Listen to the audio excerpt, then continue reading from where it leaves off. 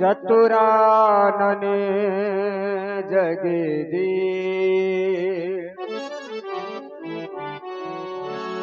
आज सभा में आ गया लंका पति दशीष। और ये आ गए हमारे गोलू लम्बरदार जगवारा खोरते। इनकी ओर से 50 पुष्प मुद्राएं व्यासपीठ पर सादर प्रदान है।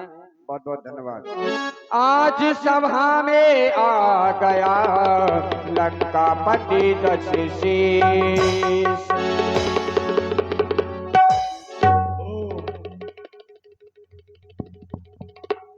ओम नमः शिवाय नमः शिवाय।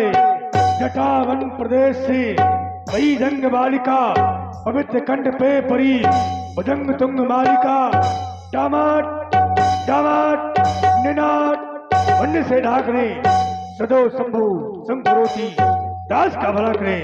ओम नमः शिवाय नमः शिवाय नमः शिवाय। भोलेनाथ आज क्या हो गया? मैं आपका ध्यान अंतःकरण में स्थापित कर निसंगता से ये सहन कर रहा था, अकस्मात ये कांड करा है। और रावण सावधान! आज रावण लंकेश को ये सावधान करने की चेष्टा ये भूतल पर कौन हो गया? शिवानाथ।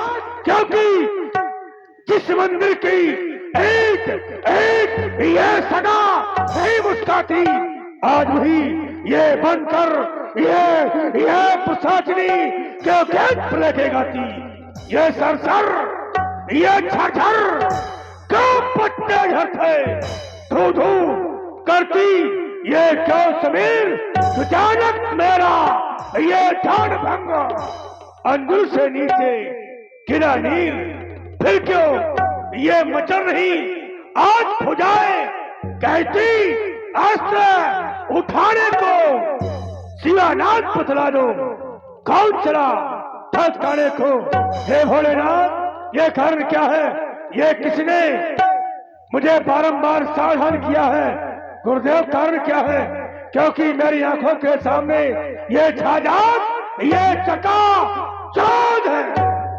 काले भयंकर बहुनाग नजर आते हैं। ये लंका की ओर काग कीड़ मर आते हैं। यहो गुरुदेव शीघ्र बताओ मोह कारण क्यों जो नैन नीर भर जाते हैं? कारण क्या भोलेनाथ? ये किसने गीत प्ले का गाया? ये रण सागर कौन मत रहा? कौन पीरा किसका प्याला? ये धरती डगमग डोल उठी ये शेषनाग ने कर रखी।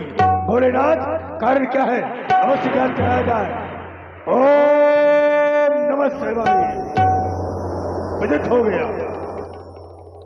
महाराज जनक की राजधानी में सीता का स्वयंवर। सीता जो ही नाम ये हृदय में आता है, मुख से आता है सीता, तो हृदय में एक आस्था जागृत होती है। सीता कौन सीता? वही सीता आद शक्ति यही जग उपजाया सो अवतरी मोर यह माया। वो सीता सीता का स्वयंवर। तो सीता का स्वयंवर क्या किसी साधारण राजाओं के साथ, किसी साधारण एक प्राणी के साथ नहीं हो सकता?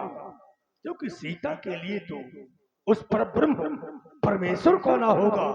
क्योंकि सीता आदि शक्ति है, भूम से प्रकट हुई है, उसके लिए तो वही आ सकता है। तो क्या निश्चित हो गया?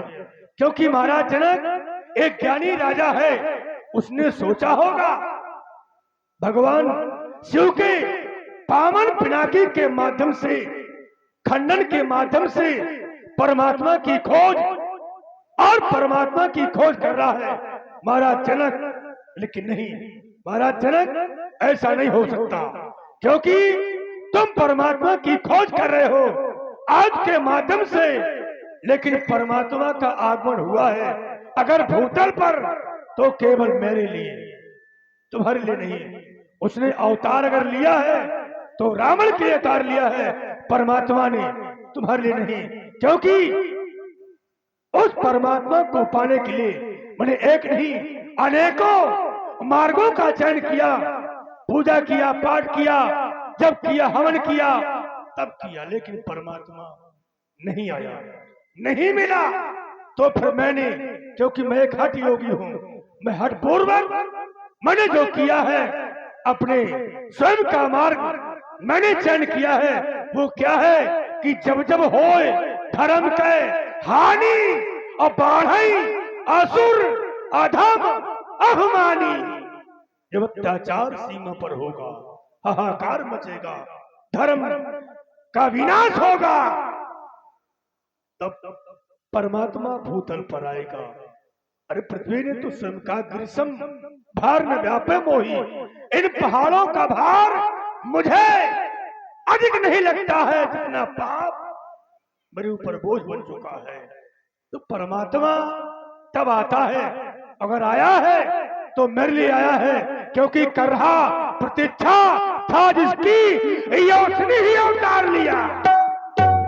अगर अवतार लेकर आ गया है इस धराधाम पर, तो फिर भजन नहीं होगा, क्योंकि होए भजन नहीं तामस देहा। यह शरीर तामसी है, भजन नहीं होगा, उसकी पूजा नहीं करूंगा। हाँ, पूजा करूंगा, लेकिन कहा किसी मंदिर में, किसी दीवारे में नहीं, उसकी पूजा होगी युद्ध के मैदान में, उसकी पूजा होगी रणक्षेत्र में। उस परमात्मा से मेरा युद्ध होगा। अगर परमात्मा भूतल पर आ गया है तो मेरा ही कहना है, भोलेनाथ भोले कर दो वो शक्ति प्रदान, मैं जग को पाठ पढ़ा दूंगा। उस परब्रह्म परमेश्वर को इस भूतल पर नाच नचा दूंगा। अगर उसकी परिभाषा, अगर उस परमेश्वर की परिभाषा उसी याद न दिला दी तो नाम रावण नहीं, रावण सबको नहीं कहा जाता।